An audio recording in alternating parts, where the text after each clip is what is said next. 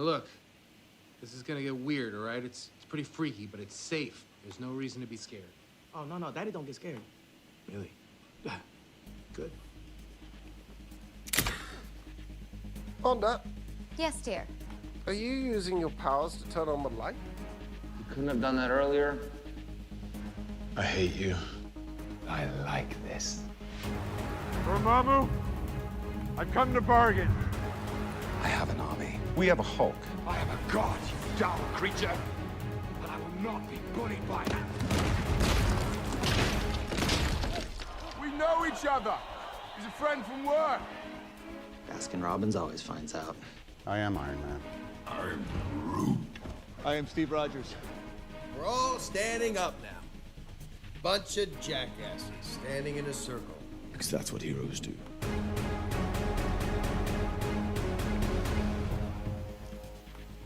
Hello and welcome to Maximum Marvel Drive, a Who Watches show about the Marvel Cinematic Universe and specifically what it is being on Disney Plus.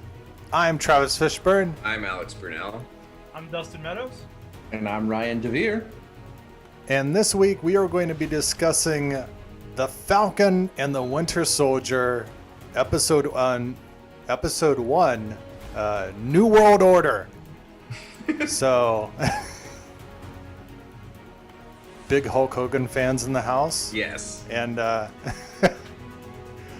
so this is the start of a new series. We just wrapped up WandaVision, and this is the one that was supposed to go first. And it's kind of clear that this is the most standard Marvel that I think we've seen thus far on Disney Plus with this show, so it makes sense that they would want to lead out the gate with this. But Alex, I know you were the one, I think, who was the most skeptical about the show going into it. Yep. What did you think of this premiere? You know, I found myself really enjoying it. I'll get into it when we talk about the opening scene, but I had things that I did and didn't like about the opening scene, and a lot of it encapsulated what I wouldn't be interested in the show. But the character work that was done with both Sam and Bucky, I thought was really interesting. I felt like very similar to WandaVision, although it took longer for this to happen in WandaVision, but I feel like I've learned more about these two guys as human beings in this 40 minutes of episode than I did in however many movies they've been in up to this point. Yeah. And I think they've done a very good job of giving them relatable real life stories, which is also something that is kind of underrepresented as outside of Spider-Man, I guess, in the MCU. But, you know, these people who are facing problems that a lot of people can relate to. And I think that's really interesting. And it's a bold step for what's supposed to be an action show. And yeah, I'm interested in the stuff it's setting up. I was surprised by how much I enjoyed it. Yeah, that's it. Cool. Dustin, how about you? Yeah, a lot of the same. I dug it. It's great stuff with Sam and Bucky's background, with them as people. And I mean, I wish they'd come up with this idea sooner, to do a dedicated kind of television show for some of the lesser characters, because we've seen we actually do care about these characters when we know anything about them at all. Yeah. So then when you see them fighting in Endgame, it means something. Exactly. Yeah. It's not just this character that I only kind of knew anything about is dead. That's unfortunate. Right. Yeah, Whereas, if only we could have learned more about Iron Man. Well, I mean, absolutely. But even someone like Gamora, who's a major character in her franchise, what do we know about her beyond her sister hates her and she doesn't like her dad? You know, it's kind of that similar thing. There's so many people fighting for screen time, and it's nice that we get these moments and that background from the shows. Yeah. And Ryan, how about you? Yeah, I agree. I think Rhodey sorely need something like this. We've really seen War Machine in. I mean, he's been a character from the beginning, and yet we don't know anything about him. He is always a sidekick and really nothing more. I'm glad that we get Falcon and Winter Soldier before these characters become that same kind of sidelined. They show up as cameos. Still a little weird to, like, with this episode, and we'll get into it more, but like just as like the wheels start going, then that's the end of an episode. It's like wait a week. Yeah, the episode definitely ended before I was like, wait, they haven't even had a scene together yet. Yeah. That was kind of my thoughts. Like they mentioned Sam being in contact with Bucky and Bucky not attempting to follow through on that. But like, I was really surprised that we got through the end of this. I was like, we only got 5 more episodes, you guys. What are you doing? You're wasting time. Trav, what'd you think? I really enjoyed it. I think you had said this earlier, Alex. Just the production value alone, that opening sequence and everything throughout.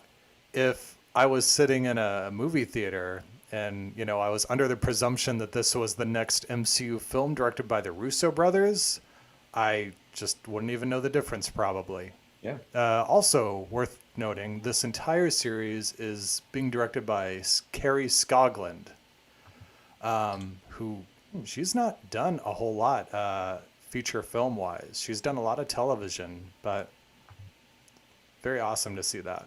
Yeah, that's pretty exciting for Marvel to give it to a singular voice in that way. The other thing I thought, like, overall when watching the episode was like, maybe this really is the best format for Marvel content going forward, because this is like way more like a comic book, and can do way more of the things that comic books can do that movies can't really, or that movies have a hard time doing. Like, I'm thinking of something like Endgame, but like make Endgame 8 1-hour episodes long. Oh my, yeah. Like that's what this kind of thing could lead up to. If they like shifted the paradigm over onto the small screen in this like larger format, storytelling wise. So I'll be very interested to see how well the whole TV thing does for them following this first outing of TV shows that are all coming out within the next few months. Yeah. # release the Disney Plus cut of Endgame. Let's get that going. Yeah, go back, give it another $200 million, shoot 4 more hours of content for it, and give us the expanded Endgame years after the fact. Spoiler alert, you didn't have to actually add a whole lot of footage. Just make sure the footage you already had is all slow-mo, and you get 4 hours. I don't know. Are we launching into the Snyder Cut a couple weeks No, early? I haven't watched it yet. I haven't gotten a chance to watch it yet. I've only read really funny things on both sides of this argument on the internet. Yeah. Superman dies, so, That was in the previous movie. Oh, dang, that's right, yeah. He starts out dead. Because he was always going to stay that way. Let's see. So, especially, we've talked about Endgame. The ramifications of kind of the wrap up of Endgame is Steve Rogers has left this void, right? He decided to live his life, and left behind the mantle of Captain America, and obviously Falcon and Winter Soldier, Bucky Barnes. These were the closest people to him in the Avengers. These were the people that they were the 2 candidates to take up the mantle. And I'm really excited to just get to play this story out, because I don't think it would have been a film. I don't think they would have spent the time on it, and I'm glad that we have this avenue for it too. I really do hope that this goes places and catches the same kind of attention that WandaVision did, even though it is a little more straightforward of a story, at least so far. Yeah. But yeah, do we want to get into it? Yeah. Yeah, let's go ahead and get into it. We open with Sam ironing his shirt. Most exciting opening shot, I think, for a Marvel show. And so then he takes the shield from his bed and he puts it in his bag. And we get a little reminder through some footage of Cap handing him the shield, asking him how it feels. And he says, feels like it's someone else's. He says, it isn't. And we don't really know what he's going to do. But next thing we know, we see that he's being sent on a special covert mission to rescue Captain Vasant from the LAF before he goes into Libyan airspace. And Taurus helps him from the ground.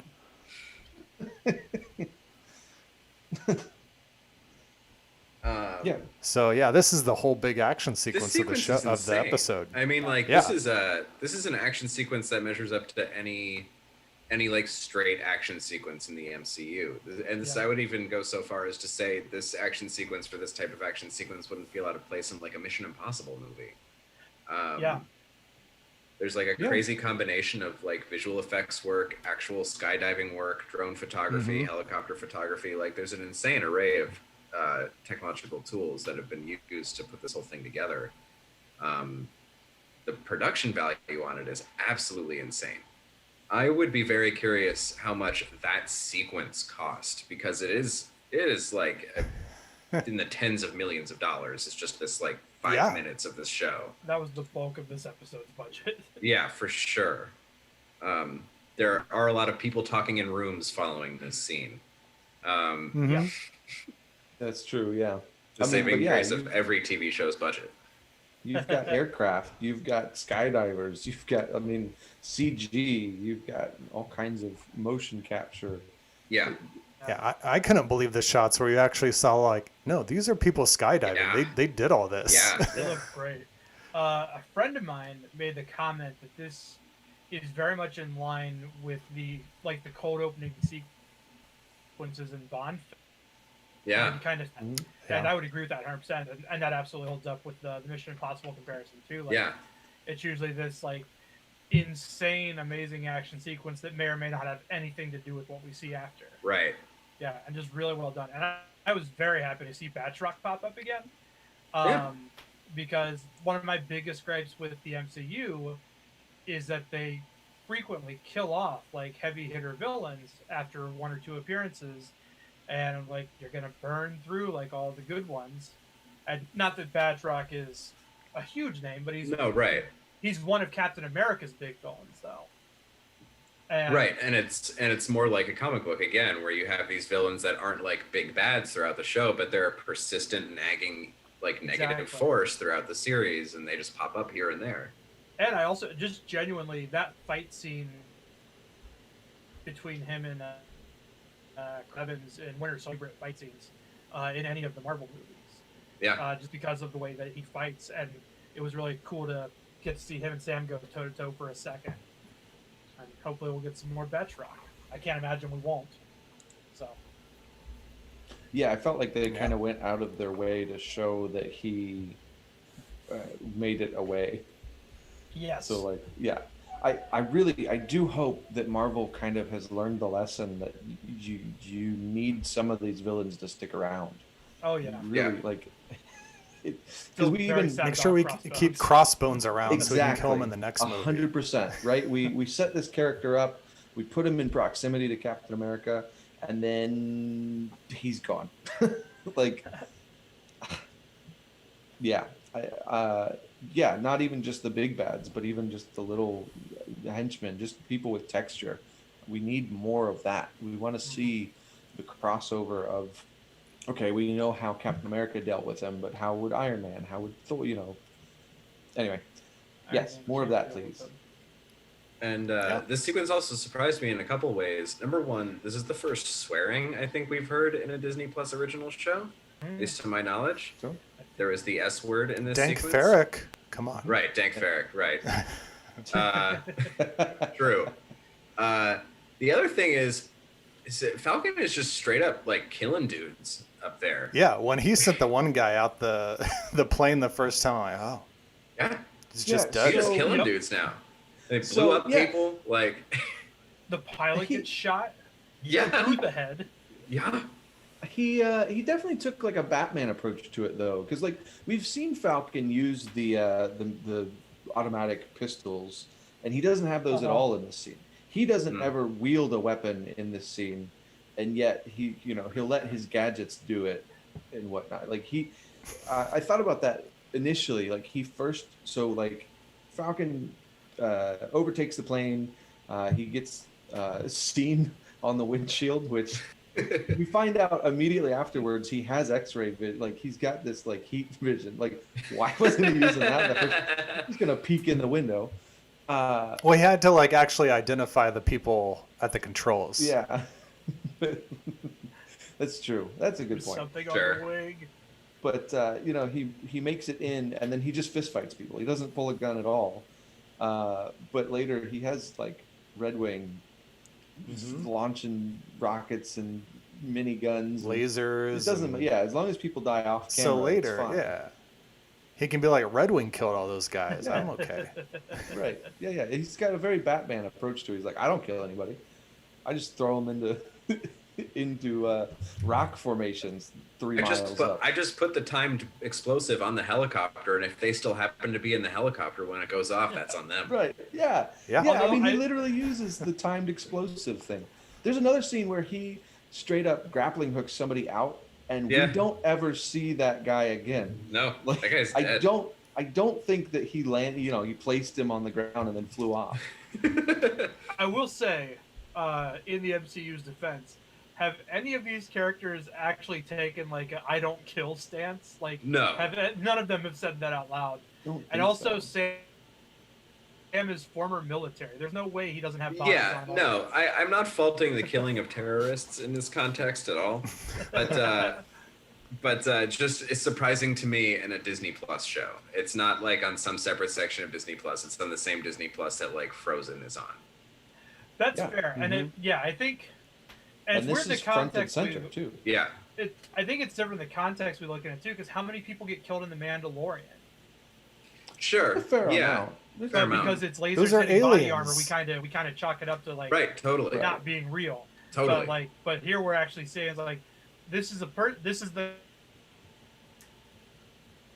guy under the stormtrooper armor that just got shot in the back while flying Right. the plane. Yes, exactly. Is this the first time? I mean, because the pilot we watch him get shot twice. Yeah, he gets Yeah. perforated. Do we? Yeah, that's a Yeah, is this the first trope time we've of the seen pilot that? getting shot. Yeah, I think so. I Like can't in think like of- a real world context, yes. Yeah, even in like Civil War at the end when we see like Bucky pulling the trigger on Tony Stark's parents, we don't see that. It's we like that just see implied muzzle flash, violence. right? But this was like I was really surprised. I went back and watched it again. I was like, wow. I mean, we didn't get like any squibs or anything, but Right. still, like that guy got Still straight more up violent. shot. And I did check, it is TV 14, so like it's not, like if parents do have like content locks set on Disney Plus, which I know you can do, like Falcon and Winter Soldier won't pop up. But Yeah. still, yeah. But then the other thing in this whole sequence was like, this is, even though it's a great action sequence, it's like this is what I like don't really want 6 episodes of. I don't want like the desert ops, like the careful planning and the crazily executed plan to save somebody like from the terrorist organization that's crossing foreign borders. Like I just don't care. Yeah. Yeah. I definitely don't feel like we're gonna get a whole lot of that. I feel like that's more just to kind of set the table than anything. Yeah, that's what I'm hoping. And if the rest of the show gives us more of like what we had in this episode, plus these 2 guys doing their own stuff. Yeah. Yeah. Well, and especially because everything we get with Bucky later is just like, hey, here's this guy dealing with PTSD and also his horrible past and everything else. Yeah. Yeah. So yeah, Falcon kind of swoops in to save the day, literally, and goes pretty well. Yeah, overall great action scene. We meet what's his face? Torres? Joaquin Torres in this, which I'm still trying to get a feel on him, but he's kind of eyes on the ground for this whole scene. He's the Darcy. For right now. And then Torres, as I understand it, eventually becomes, in the comics, the Falcon to Sam's Captain America. Is that it? Yeah.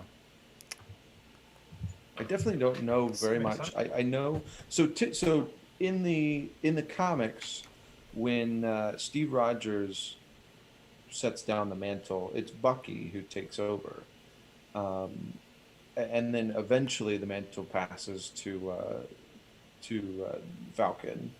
But we've definitely gone out of order here, and I'm curious what we don't even know, honestly, actually, because what we do find out in this is that Falcon is not Captain America as of yet.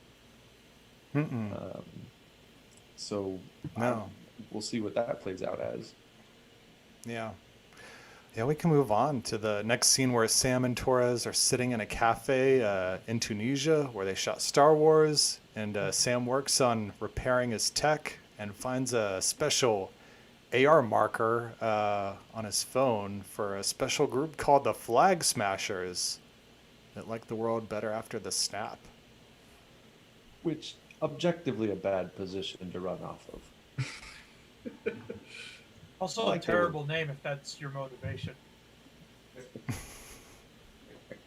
Like, the goal of the group is to like destroy countries as organizations, right? That's the concept. Yeah. World without borders. Right.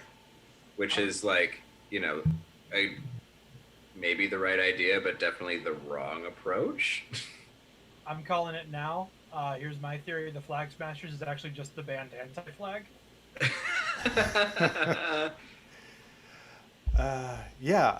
But Alex, that's a great point, because and they're using and then later on we see them meet up, just a bunch of people who all believe in the same thing, deciding to do some like terrible things, but the fact that there is this like little kernel of like truth, and this kernel of like, oh yes, this is a good thing, and it just gets right. That's how the cults work, right? Like, yes, exactly. Yeah. There's like I mean, like, we don't have to get into actual politics, but there's things that, like, if the things that those people believed were true, yes, be against those things. But yeah. But civilly. Yes. Let's not get violent, please. So and we got a good look at the blip through Monica Rambeau's eyes. We are referencing it again here. I feel like the Disney Plus series are a great way to play out kind of what has happened, because the way that we've kind of been led to believe is like, yeah, people disappeared for 5 years and then came back, and it's just kind of back to normal. Right. And this show is starting to cover things of like, yeah, there was people who appreciated it more when there was chaos. Right. The world as a whole had to band together. That makes sense. And then like that does start to beg the question of like, what about elections? What about like, if you were president when you got blipped and you come back, do you still get to serve out your term? Probably not. Yeah. Like, what happens when like you get blipped out of a marriage and then you come back and your spouse is now married to somebody else? Right. Or you lose your home. Like, right. Yeah. All these things. Huge implications. And so I appreciate that we are starting to get into it here, but there are so many ramifications for the concept that I'm sure that we don't get answers to, that I really wish we would just get some sort of like informational, even if it's not part of a show or anything, but just like a 15-minute video produced by Marvel that's like, okay, here's the rules that we're going to go by. Here's what you can expect. This is how it played out. because we've danced around it a whole lot now. Stu, Far From Home was one, like we're kind of addressing it, but we're not really looking it right in the face. And I just want to know, okay, what, how has the world adjusted? Because I want to know what the rules are now. Yeah. Just the entire concept of that and the implications of it, it could be its own just series. Yeah. Like forget the Marvel universe, just like that idea. I would love an anthology of just people that live around the heroes, of like what their world looks like.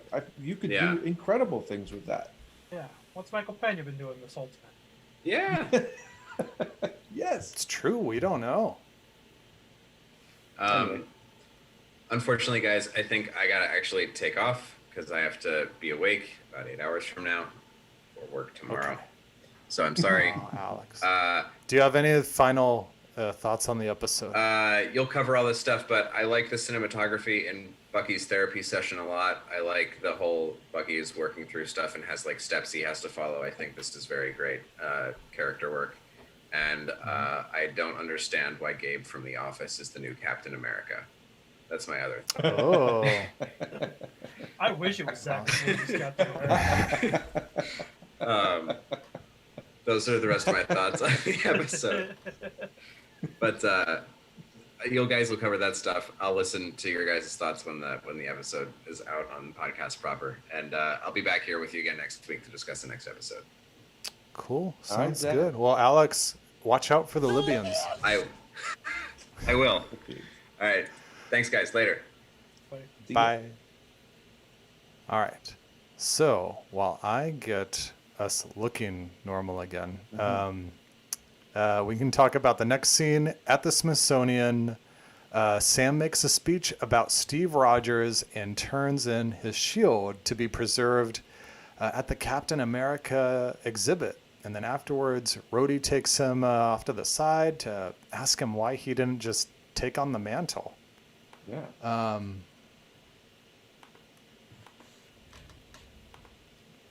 So I appreciate for the show we get to see a little bit of how Sam has worked through and like he has decided not to take up the mantle and whatnot. But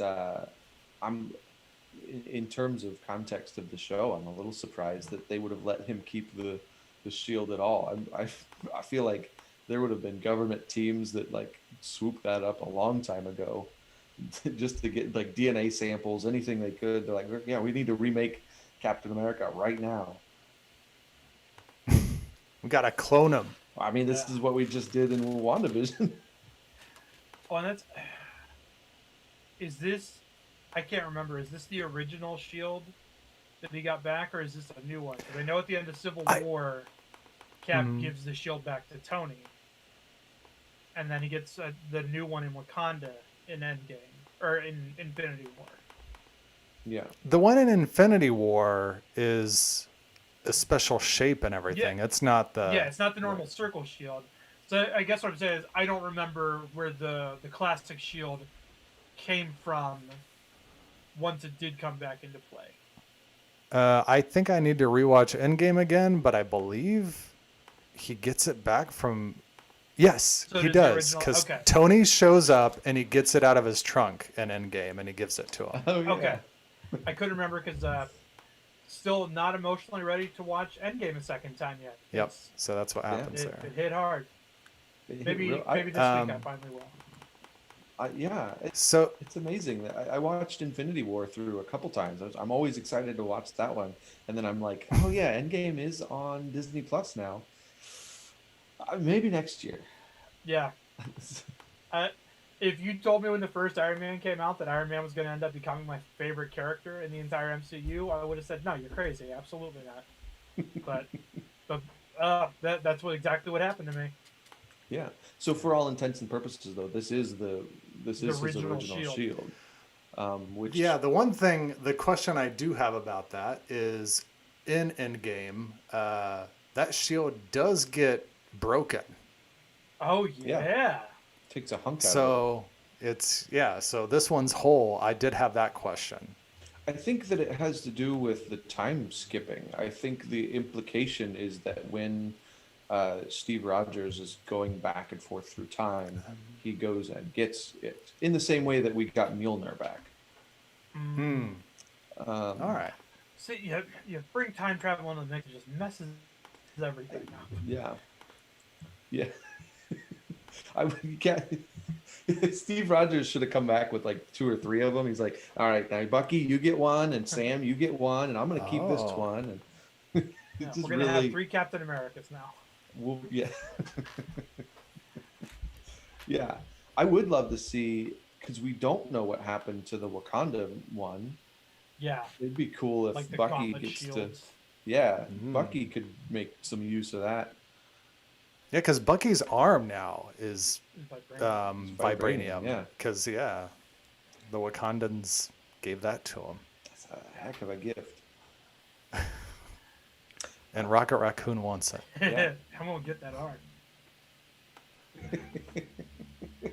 Yeah, I like this scene a lot too. One of the things I was reading with Anthony Mackie when he was talking about the show is that we're gonna get obviously we're gonna get a deeper look at Sam in general. But one of the things he was excited about is like we're gonna get a look at Sam as a black person in this universe, and what that means. Which honestly is a lot of what I liked about when Captain America was Nomad briefly, like during Vietnam when he was thought out, where he was kind of a soldier without a country. And I really want to see that in a Marvel property, and I think that seems like the direction that we might go with Sam, especially based on what we see later in this episode too. Yeah. And I think it's very, telling and important that this conversation was between 2 black men. Exactly. And 2 men that up until recently lived in the shadow of foundational Avengers. They've both been around a long time. They've seen a lot of war. They're both Air Force, right? Yeah, they've both men who have acted in service of their country. Like they have a lot in common.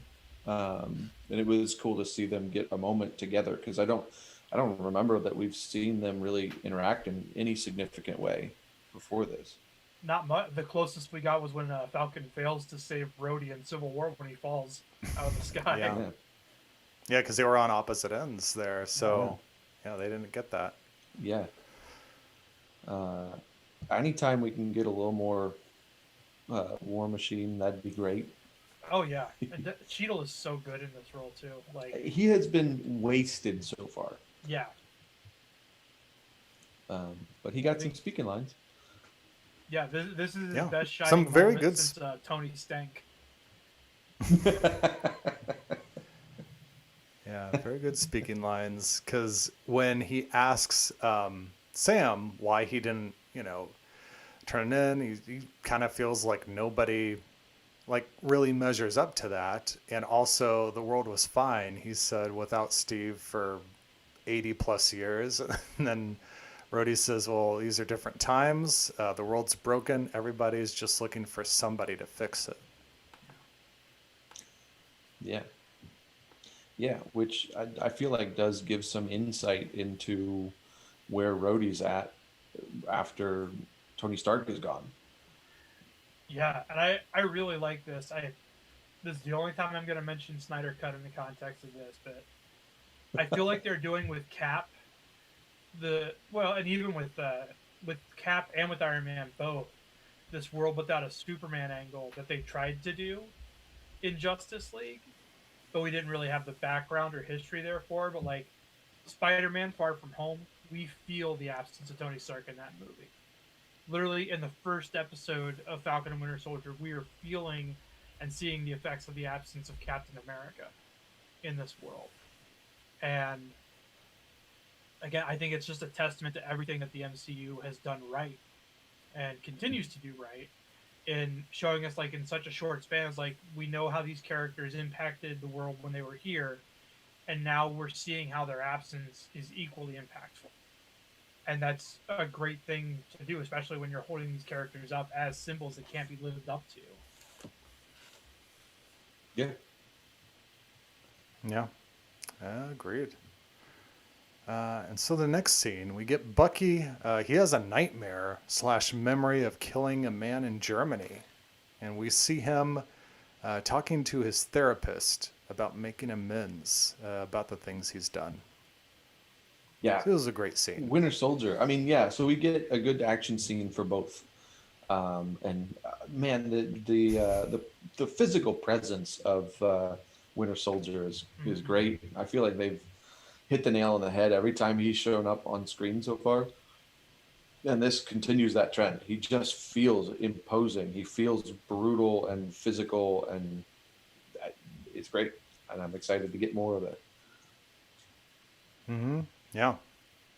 One, like you said, 2 action set pieces for each of them. One heroic and one just frightening. Yeah, very violent. Yeah. I like this too when we cut to the therapy sessions, because something I noticed between the 2 characters, the cinematography, it's good on both ends, but it's very different when we see these characters. Like Sam, we get more kind of medium and wide shots and see him interacting around him. Almost every shot we get of Bucky, especially in this therapy session, is tight and close up, like he's closed off everything and everyone around him. And that's obviously, it's a deliberate choice, but I think it's a really great thing that kind of just further drives home. And even when he wakes up from the nightmare, he's sleeping on the floor in this tiny apartment. And it's just really, really great contrast between who Sam is and who Bucky is. Yeah. They definitely busted out some good tricks with this introduction to Winter Soldier in just these couple scenes, because like they start out in the therapy session, he's backlit.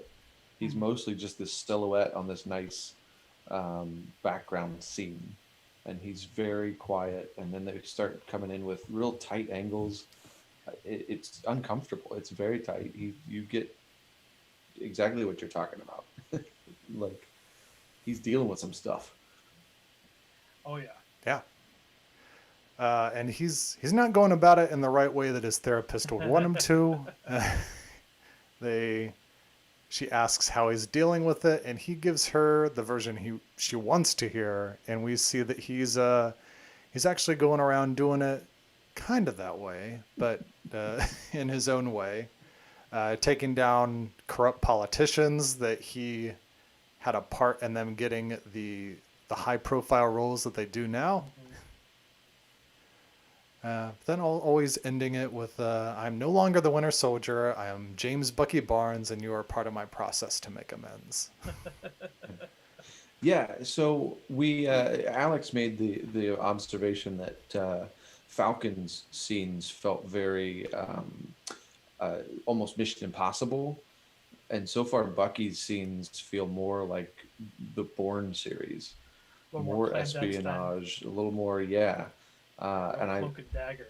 I do hope we continue those, because that's kind of his character, right? I mean, he's lived in the shadows his whole life, and he's making amends and whatever. Yeah. We also learned through the context of this scene that he's been granted not clemency. What is the word? He's been absolved of all of his. He's not being held accountable for all the murdering, which is great. Give me one of those. Yeah, but he's also expected to just be a civilian. Part of the terms of his parole, right? Yeah. Yeah. Which. Or amnesty or whatever it is. They use the word, I don't remember what it is, but yeah, it's something of that. And he as long as he follows these guidelines, he'll be okay. Which I would expect that kind of comes back around at some point, because he's got to get into trouble someday, right? We got to see him do some fighting. Maybe we'll see. I mean, I don't think this show really promises a whole lot of action, specifically for the two titular characters. But very importantly, we also found out that Bucky has a flip phone. I saw that. I was like, do flip phones even get made still? What is happening? I didn't realize it was one until she closed it and threw it at him, and I'm like, Yeah. oh, all right, well. I mean, it's kind of weird. Technically, he is a senior citizen. Maybe it's a jitterbug.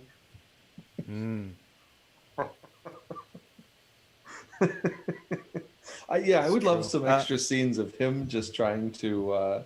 He's got the senior citizen discounts. He's living in a retirement community in Florida. He's taking advantage of all the things that his numerical age offers. Just a lot of backgammon in his afternoons. Yeah. A friend of mine made the observation. She's like, she's saying he's antisocial because he hasn't called anybody. He's like, I looked at my phone and I was like, I haven't called anybody in 2 weeks. Right. This might be a problem. Yeah, and they're just living post blip, not in a pandemic like we are. Yeah. Yeah, I want to see how Bucky gets reintroduced into society, because he deals with a lot of the same struggles that Captain America would, in that he's kind of a man out of time. He's been experimented on. He's seen kind of the best and the worst of both sides, and yet he's the one that has survived. He's the one that stayed behind. A little bit mean that Steve Rogers didn't offer to take him back with him. Now that I think about it, he's just like, no, you have to stay. I'm going to go live my ideal life with the woman that I wanted to. Bucky, you just kick it here forever. Yeah, it's weird because, again, they made this whole deal about not altering the timeline. It's just like, just by virtue of Cap living his life after he returned those, like, that alters the timeline. It has to. He's not gonna. I mean, it's so crazy to me, the idea of Captain America sitting back and be like, I know JFK is about to get shot. I'm not going to do anything about it. I'm Captain America. There's so many bigger ripples throughout history than there have been. Like even him not intervening on like assassinations, like him living through time, not the way he did, is going to change things, and we don't see that reflected at all.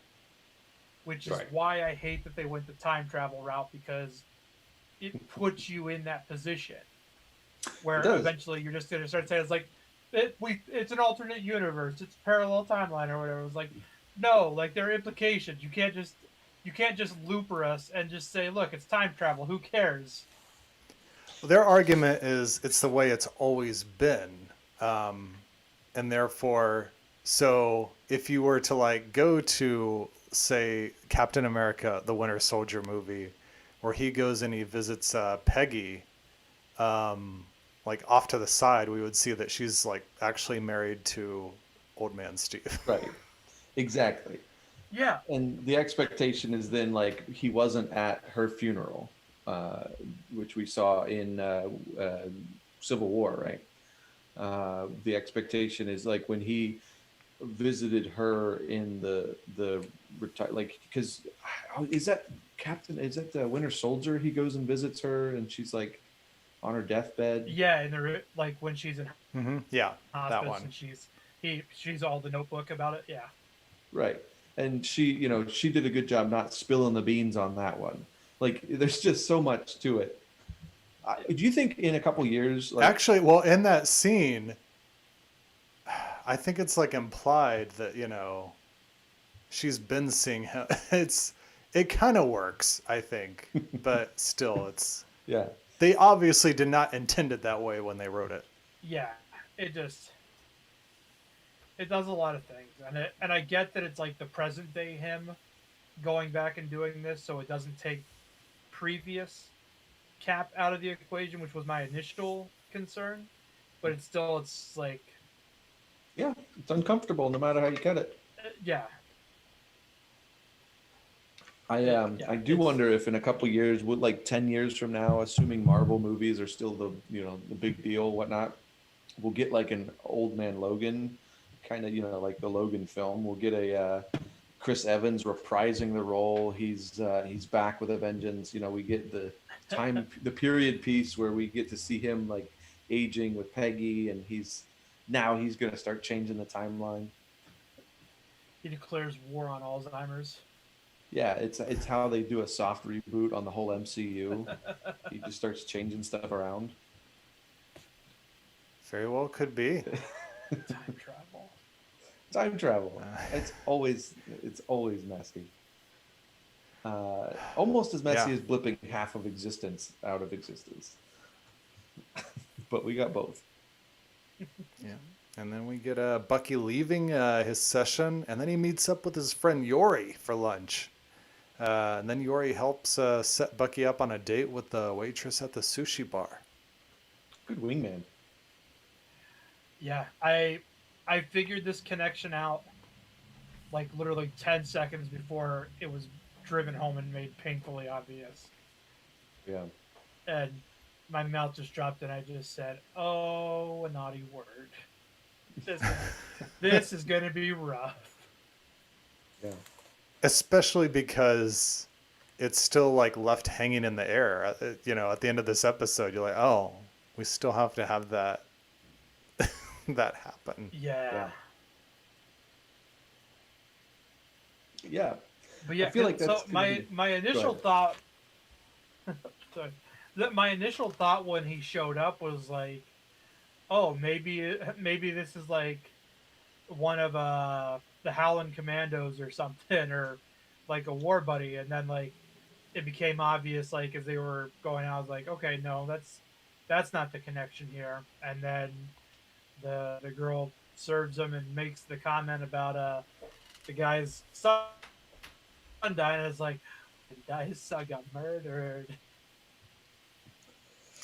Yeah. Oh.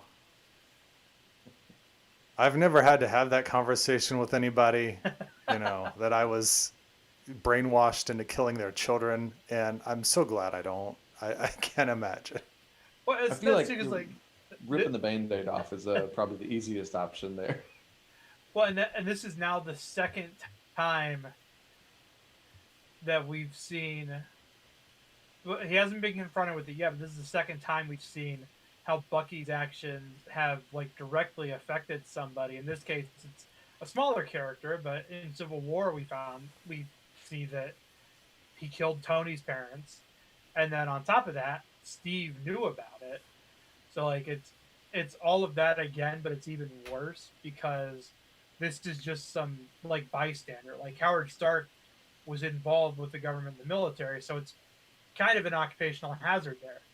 This kid was just traveling on business and happened to be in the wrong place at the wrong time, and it just makes it that much worse. Yeah. Yeah. I applaud them for going this route with his character, because it would be easy to keep just having him, he was the Winter Soldier, he killed off nameless bad guys and mob bosses and things that just we don't really have any real connection to, but now they're kind of like bringing it front and center. They're putting our nose in it, going, yeah, look, he's torturing himself by making this relationship. Yeah. But I have a feeling that his story is going to continue to be just painful to watch. Oh yeah, I mean it's a tragic character. Yeah, we talked a lot about Wanda being one of the more tragic characters in the MCU, but Bucky is also a pretty tragic character. Like, I mean, he might was not be the his most own. tragic. Yeah, I mean, yeah, he's been robbed of his humanity for a long time. Like he's 106 years old, and he's lived maybe 20 some of those years like in control of anything. Yeah, and that's rough. Yeah, and now his closest connection to this world is gone. Went on to live his own life. Mm-hmm. And said, "I'm gonna go live the ideal life I always wanted. Yeah. You know what I And- feel like doing today? I'm gonna go back. I did not make that connection until now of how kind of cruel that really is. Especially so the lengths that Captain America went to save Bucky in Civil War, and yet now Steve Rogers is going to live out his whole life knowing that Bucky is the Winter Soldier being brainwashed to kill people here and there. He's never going to go make contact at all. He's just going to live with blinders on for that. That does not that feels weird for that character. I mean, I think That date 1991, he's like, I know he's about to kill Tony's parents. Right. I'm not gonna do anything. Sure, good thing I won that fight with Tony 20 years later. yeah, and that's the other complicated part of it too. Is like he knows that like altering the timeline even in the slightest way, it could cause irrevocable damage. So he doesn't do anything major. He just goes back and bangs Peggy Carter.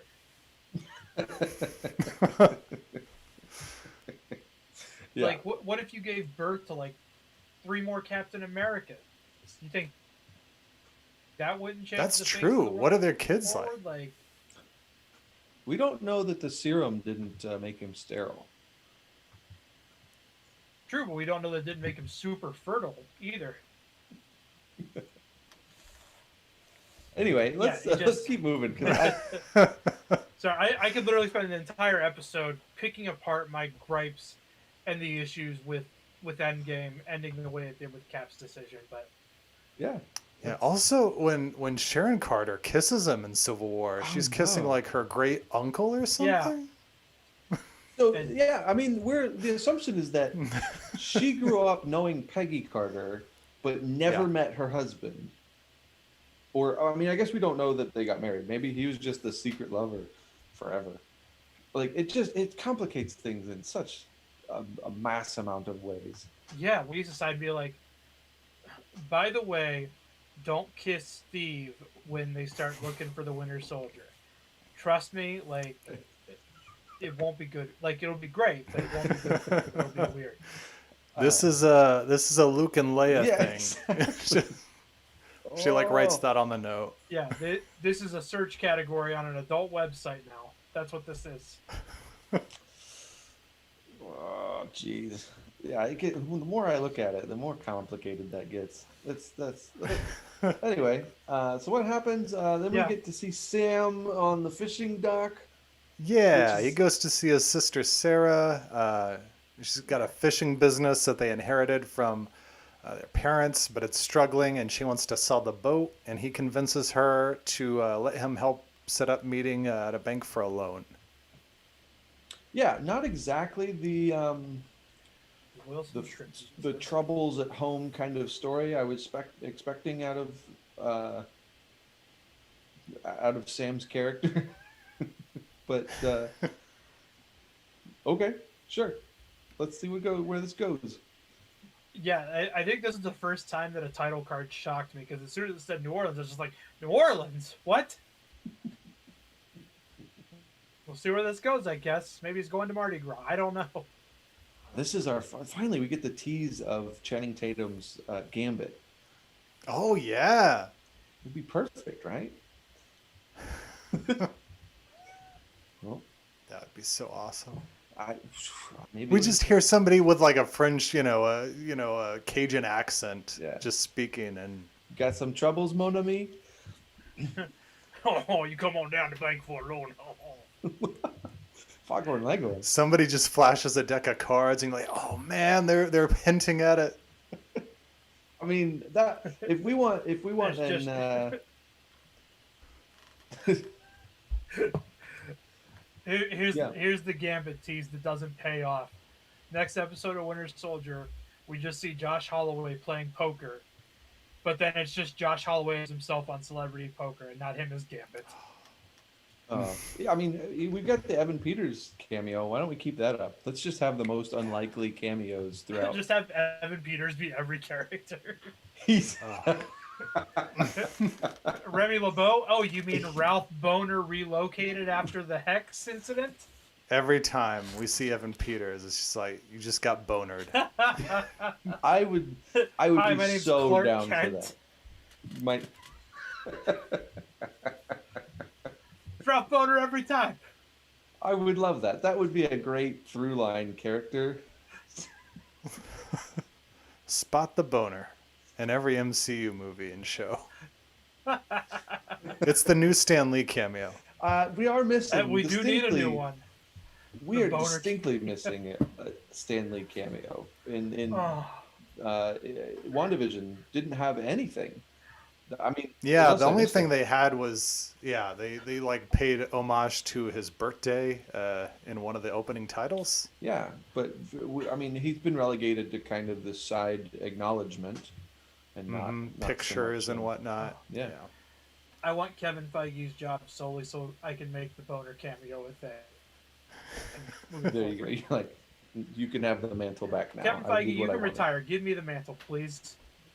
I've got You can't- Wikipedia access. I think can't I can do a retire great that. job executive producing everything. Just let me Kevin put Evan Fe- Peters in everything. Don't listen, Kevin Feige. You keep your role for now. We need you for TV. We need this set up right. Within 5 years, the MCU is in shambles. Hey, I'll give you guys a Aw. kickback if I get the gig. Come on. Oh, okay. The idea was born on the podcast. What kind of a jerk would I be if I didn't cut you guys in? Not Alex, though, because he had to cut out early. You missed it by 20 minutes. Nah, I'm kidding. I'd throw Alex a bone. He's a good guy. So yeah, we get a close up of what Sam's life is like. Sister's got the fishing boat. She wants to sell it and get out of Dodge, and he's like, "Nah, we can take more loans on. Don't you worry." Which a lot of comics have kind of explored this side of like financial problems of superheroes, and like we even got this in like the Spider-Man, what's his- Every Spider-Man comic ever. but the movie, the Tobey Maguire? Tobey Maguire movies of like, you know, yeah, he's a pizza Yeah. delivery guy, right? It Rent. doesn't pay a lot. Yeah. And so we're gonna start exploring that a little bit here. Have we really touched on it at all in the MCU yet? Of like No, fun- because the way we're introduced into the MCU is with Iron Man, who is the richest character probably Billionaire. on Earth. So it's like money is no issue at all with these characters. Yeah, I mean, yeah. And so we've started introducing that, which the shows, you know, streaming platform, that's a great place to start talking about these kind of things that it just makes a movie fuzzy. It feel Yeah. weird. Yeah, kind of these more nuanced things. Yeah. Yeah. So And then we get Bucky meeting up with his date for the two of them to play Battleship. Part of me was half That's a fun expecting scene. during this scene for him to call out or her to call out like a random number of letters and numbers, and then that Triggers him. accidentally trigger his Hydra training. I was like, oh no, is she gonna battleship her way into getting Winter Soldier? What's gonna happen? that would be a great, I mean, because you got to believe that he still will always live in fear of those triggers, right? I mean, he had no control over himself in Civil War. So he'd probably avoid situations where people are shouting out, bingo night, that's off the table, right? There's no bingo night. Bingo night, Pictionary. Right. Charades. You can't do anything where people are shouting random words. Yep. But Battleship, yeah, that's a great point. That's random code. I did also think it was funny that she's like, "Hey, I keep these board games in case of boring nights."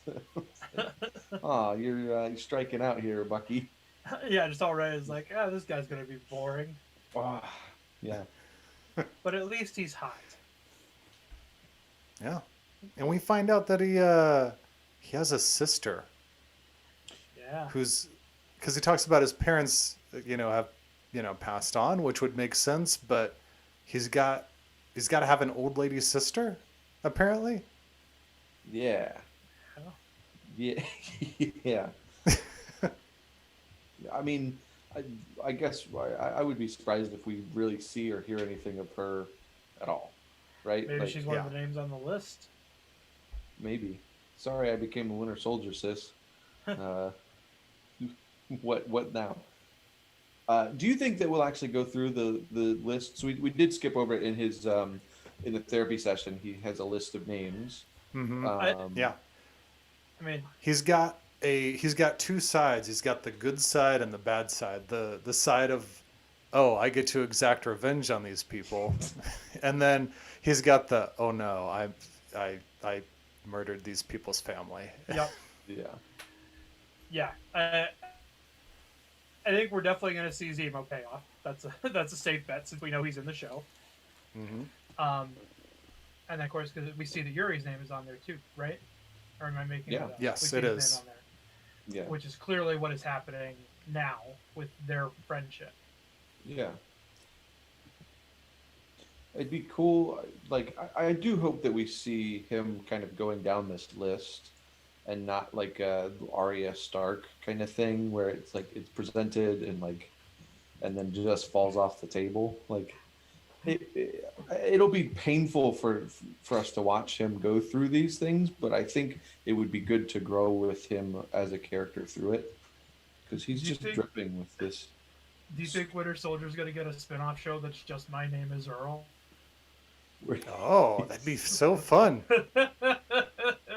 My name is Bucky. And we can finally, get like the wrap up to that show. That show ended on a cliffhanger. That was one of my favorite shows. Did it really? I didn't. Yep. I definitely fell off of that show. One of the before names then. on his list is the ABC executive who canceled My Name is Earl. So he's still. My Name is Earl ends with him. He's still going down the list. Well, it ends with he finds out like that he is not the actual father to one of the sons that he has with the Jamie Presley character, as I recall. I know there's a whole trial and everything. I have not gone back and rewatched. So this is all very fuzzy, and this is like 12 years ago. Yeah, So- I mean, this is the title of the podcast now. Is that we're going to be like, hang out with the gang and find out what happened in the season finale of My Name is Earl. We could do that. Just talk about time travel issues with Captain America and My Name is Earl. What if Published. under the helm of the podcast, what if we just shoot the second part of that episode and end My Name is Earl ourselves? Oh, we could do that. Yeah. Travis, you can shave down to that Yeah. mustache. Oh my gosh. Yeah, I've done that before. Yeah, that's why I said it. Perfect. Boy. We got a Kickstarter going for it. What's this? Some nerds who started a Watchmen podcast want to shoot their own episode of My Name is Earl. None of these words make sense in a sentence together. What is this? You never know. Let's do it. So we go from date night, which, Buck, he's got some game for a guy who walks around with gloves all the time and makes weird jokes about how old he is. Yeah. Oh my god, that poor guy hasn't been laid since the 40s either. Yeah, he always says his real age and then, as a joke. But yeah, I don't think Hydra probably let him have like any kind of conjugal visitor or anything. No wonder he's so angry all the time. Yeah. And to which then this girl starts talking a whole lot about Yuri's son. Are we under any sort of assumption that she knew the son? If she did, I don't think it's in more than a passing sense because she is fairly unfazed for someone who would have had that dead person. Yeah, I mean, she talks about it in terms of how it impacted Yuri and not herself. Yeah, I think she's just someone who is in Yuri's life who knows about that tragedy, not necessarily someone who is close to it. Yeah, which obviously triggers Bucky because he's feeling particularly guilty. But Yeah. man, that's kind of a date night foul. Like, Yeah. talk about your buddy's dead son. Yeah, it's a weird thing to bring up for sure. Well, and then he doesn't help matters because then he just gets up and leaves very abruptly. Yeah. To go visit Yuri, Which- which he's obviously he's gonna go do it. He's gonna go confess. Yeah, but then of course he gets there and then ends up kind of losing the wind in his sails and just pays him for lunch. Yeah. Definitely just kind of a sad character right now. He's just Absolutely. gonna be a downer for a little while. Well, and we also we don't have. I don't think we get context for when this happened. Like we know that it happened before Winter Soldier, and that's about the only time frame that we really have for it. So That's true. we don't know how recent this is because we see that Yuri still has a shrine to his son too, which is not an uncommon thing for grieving, but I would think that it eventually at one point, after a certain amount of time, you would probably move past that. But Yeah, this is, I mean, it's probably been 10 years. yeah, Because let's say it happened in 2013, because Winter Soldier's 2014. Snap happens in 2018, and then 5 years later into 2023. So Yeah.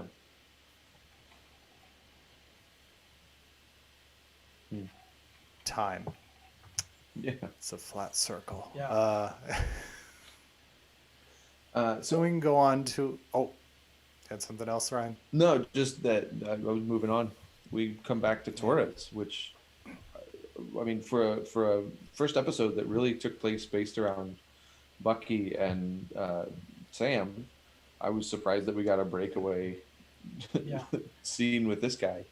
Before we cut to Torres, I do want to cut back to Sam really quick because I feel like we glossed over him pretty quick with the bank loan scene because I feel like there was some important stuff there. Because we get the banker recognizing Sam as the Falcon. That scene is actually after this one. Oh, is it? Oh, my bad. I thought It's a they lot were- later in the episode than My bad. I thought they were in sequence. Then I will hold off. Torres. There is a quick scene with Sam before this one in which they're like getting ready to go out and meet the banker, and then they the go to kitchen this. scene. So it's Gotcha. My bad. I thought we were. I was like, that's weird that we skipped that. yeah, no, that's an important one. So yeah, there's a meeting of all the flag smashers where a very strong and threatening man comes out, and he's got some duffel bags and he stomps on Torres's face. And Enfi's Nest helps pass out all the masks. Yeah, the world's angriest flash mob. Yeah. The Smash Mob. Smash mob. Also, just in another universe, this could have been Crossbones with the duffel bags. Yeah. Yeah, Why not? Right? the masks look like Crossbones mask. Yeah. Yeah. Maybe Crossbones alive, just even more exploding and disfigured. He's like, I really don't Wow. like Captain America now. Now both sides look like Two-Face. Now he's One-Face. Well, I was gonna say one face. What a terrible name for a supervillain. With one face. It's Wow, all so you- one. just like everybody. Yeah, we don't You're get just a any person. resolution. We don't know who this guy was. He's strong, okay. I think maybe a loose guess is like maybe he's one of the other like Winter Soldiers. But Possibly. we really don't get anything about it. We Yeah. don't know. Some Torres. people are theorizing Zemo, but that makes zero sense. No, it doesn't look like him. Yeah, the build is wrong, and also Zemo is in jail. As far Yeah, as we know. and this guy's got some long hair too. Yeah. So we'll see. Yeah. Torres almost gets straight up paralyzed here. I thought. I mean, Yeah. I thought gets he rocked. that was brutal. So not a great hand-to-hand fighter. We're learning. I don't think it's that he was necessarily bad at hand to hand. It's that he was severely outgunned. Probably.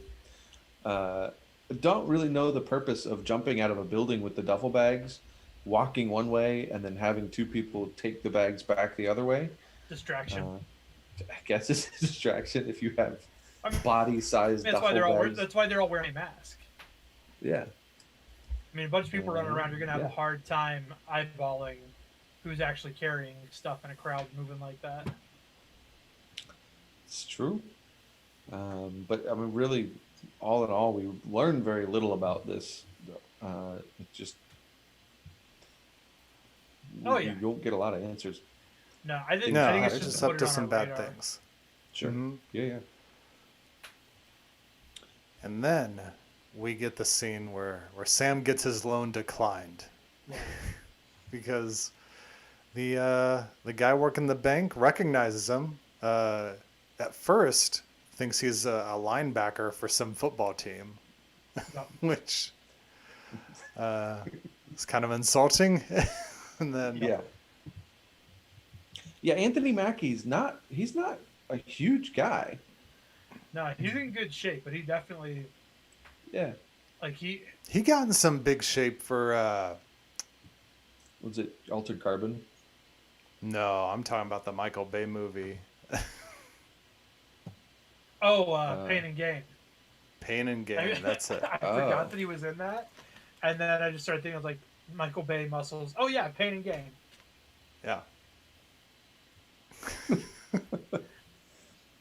Yeah, the whole scene. I was just waiting. I was like, all right, when's the banker gonna tell him no?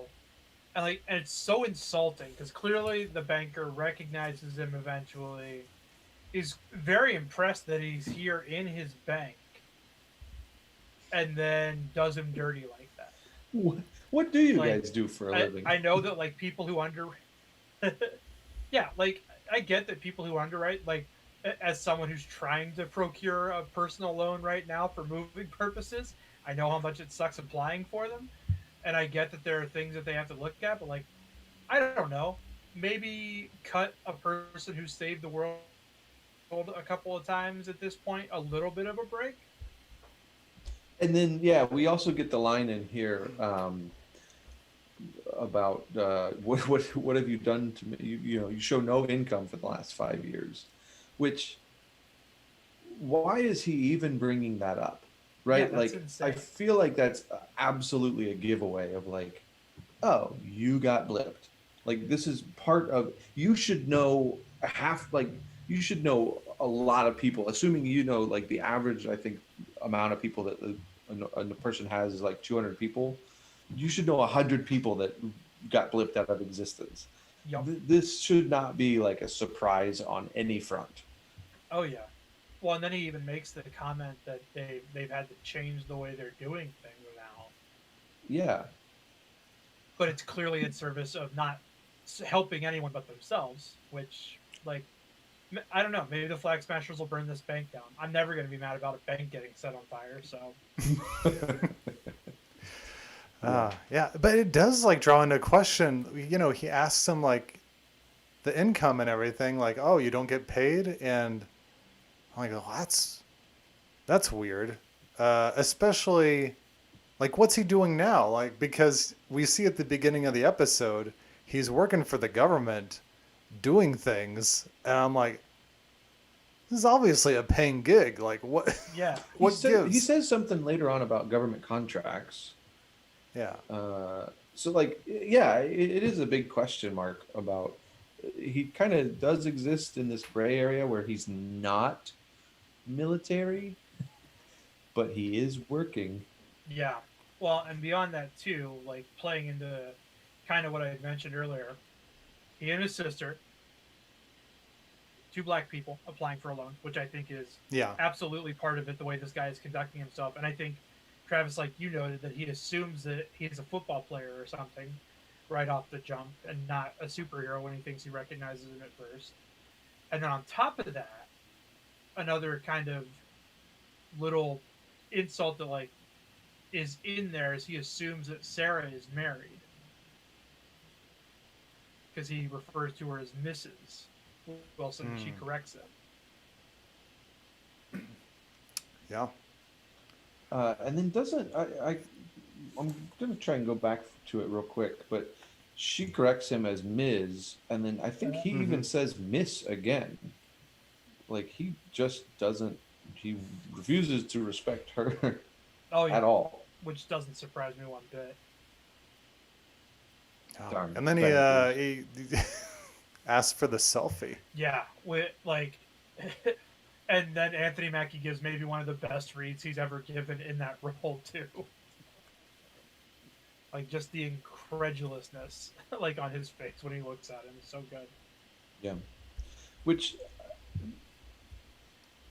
you gotta believe. Like, I don't know. I feel like sponsors would be coming out of the woodwork for this. They're like, yeah, Red Bull's like, yeah, we want Falcon out here doing, all our X Gives you Games wings. stuff. Yeah, exactly. Right. Like, you've got Something else everywhere. Something else to consider too is he's technically a former fugitive. Yeah. Which, thinking on the note of the contracts, might make me wonder if that's not how he's commuting his sentence. Maybe. That's possible. That's true. Yeah, he's in the same boat as Ant-Man was. Yeah. So. Yeah. Who knows? I mean, either way, I'm still pretty sure that loan officer is definitely racist. But yeah. Felt like it maybe. But yeah, so they're not eligible for the loan. The problems continue. What are we gonna do? And then and then he gets a call, luckily, from Torres, who just puts everything that just happened on his radar. He's looking real beat up. Oh yeah. I think he said he had a fractured orbital on top of everything else. Yeah. And then we get to, there's a broadcast of an announcement that Kurt Russell's son is the new Captain America. Is that actually who that actor is? Is that his son? Yeah, that's Wyatt Russell. Okay, I saw the name and I thought it might be, but I wasn't sure. Yeah. Whoa. Who He's looks... been in a few things. He's an Overlord Yes. and 22 Jump Street. Whoa. He also looks like Cap's helmet is 2 sizes too big for his head. I mean, I think that this is deliberate, right? They visually they want to show this character is not the rightful owner, right? They want it to feel off. I think to an extent, yes.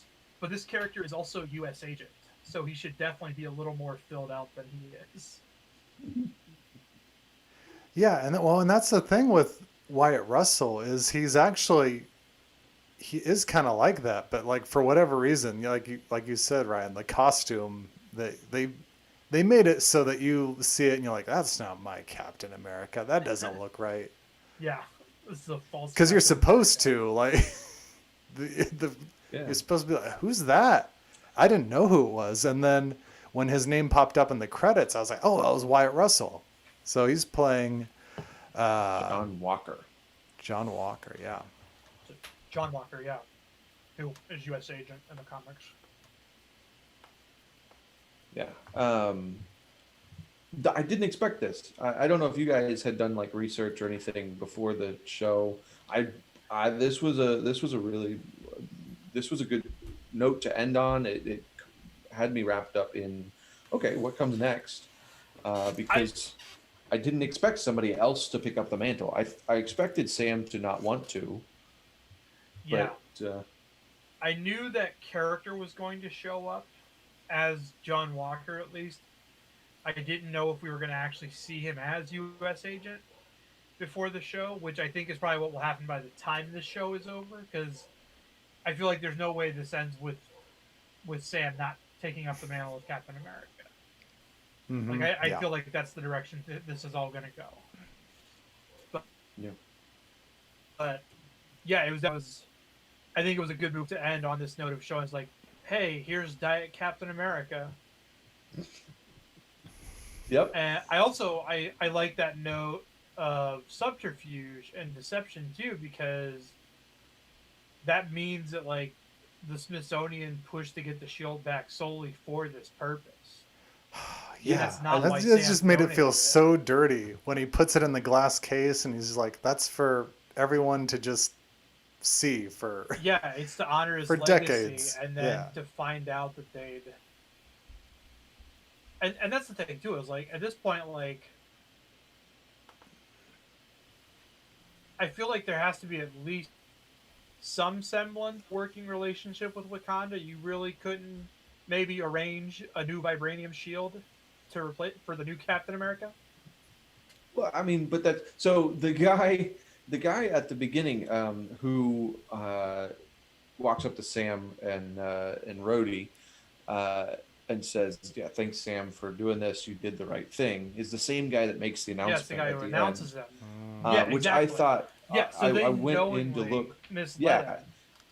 And so I was like, okay, this guy, like, what a jerk this guy is. But he's just listed as like government official. He doesn't have a name. He's not given. Oh yeah, no, I don't think he's a bigger character beyond what he does in this episode. Yeah, but I mean, like I don't think he's gonna be like a Hayward for this show or anything quite that large. But no, probably not. I think he's probably served his purpose in this first episode. But yeah, like that was just, yeah, what a gross thing to do to Sam. Yeah, especially with the line of like, "You did the right thing." Yeah. Like, it's a good thing that you turned this in. We can't have you hanging on to it, which is, I'm trying not to read into it or anything, I guess. Well, but that it makes could me have some wonder. really icky undertones. I feel like that wouldn't surprise me. Yeah. I was gonna say, I feel like if he were still alive, they would have had Gary Shandling reprise his role as the guy that he's been in the MCU, The Hydra guy, yeah. doing that. Yeah. Yeah. Yeah, that would have been great to have gotten Gary Shandling back in for a second. That's, yeah. I do wonder how much bigger we're getting, like with The Boys, the rise of that show, and just the conversation of like, what if superheroes had PR teams? What if they had this and that? Like, I think maybe the MCU is going to start getting into a little bit of that realm of like, yeah, it is, government bodies are going to want to control who gets the mantle next. You're going to have, people are going to Well, contest they even dabbled in that. They even dabbled in that a little bit in Iron Man 3 with the Iron Patriot launch. Yeah. Mm-hmm. So, yeah, this is Justin not all Hammer. that dissimilar from that. Yeah, in Iron Man 2, Justin Hammer is trying to secure government contracts and stuff. Like, this is something we've touched on before, but not in such a singular way. That is like the identity behind Captain America we get to choose now. Yeah, and honestly, I'm hoping we get a more critical look at that kind of thing too, because I feel like, for lack of a better word, a lot of the Marvel films have kind of been military porn up to this point.